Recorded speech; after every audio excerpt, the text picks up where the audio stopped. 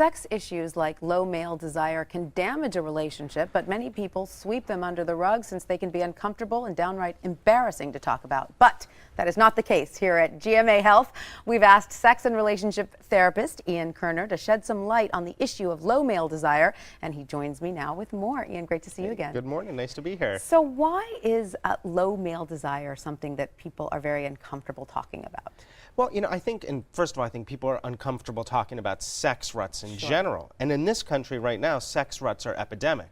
I think I was reading a study and nearly 40 million Americans are stuck in what they would consider to be a sex rut.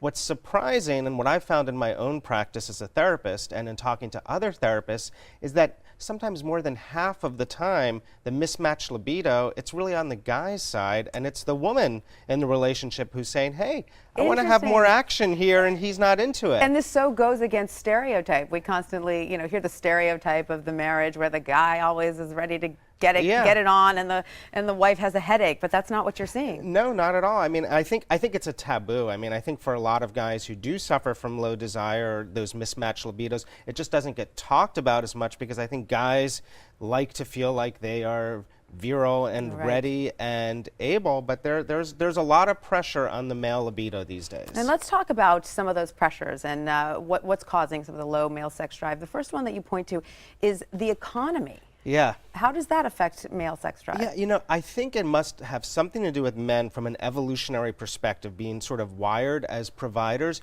But I can tell you time and time again, if I'm dealing with a guy who has low desire and I say, what's going on? The first thing that's going to come out of his mouth is, I'm worried at work, or I just lost my job, or I'm just, I'm not sure if I'm going to lose my job. So that creates a level of stress. Stress does produce cortisol, which does inhibit testosterone. But I think it's that professional self-esteem for men is so directly tied to sexual self-esteem. So, if he's not working out there, he might not be working in the bedroom either. Yeah, so a guy really needs to have his professional ducks in a row before he feels pretty excited about it. Well, and life isn't perfect. Yeah. I mean, it's no excuse. So I think that's where a partner can really get involved, because also guys often don't like to communicate their fears and anxieties and stresses and pressures, and sometimes women don't even want to hear it. They don't want to go there. So I think opening the dialogue, and I think that's a really important part of it, is just sort of letting a guy know that you're on his side and you believe in him, and giving him that boost of confidence. And you also say that a guy who's going through this sort of job pressure, and that may be the root of his low sex desire, he can be helped by some exercise, right? Absolutely. Well, the other thing that happens is that your sexual health is really tied to your overall health. So when I meet guys who have low desire or guys who are suffering with erectile issues, very often they're not eating right. They're not sleeping, they're not taking care of themselves, they've gained weight over the years, they're out of shape. So all of that really does affect desire. So getting in shape, first of all, it raises self-esteem, it raises confidence, it boosts endorphins, eating for your heart, eating foods that are rich in omega-3s that, promote circulation. All of that really does help with arousal and with desire. So feeling desirable yourself will help you desire sex. I think so.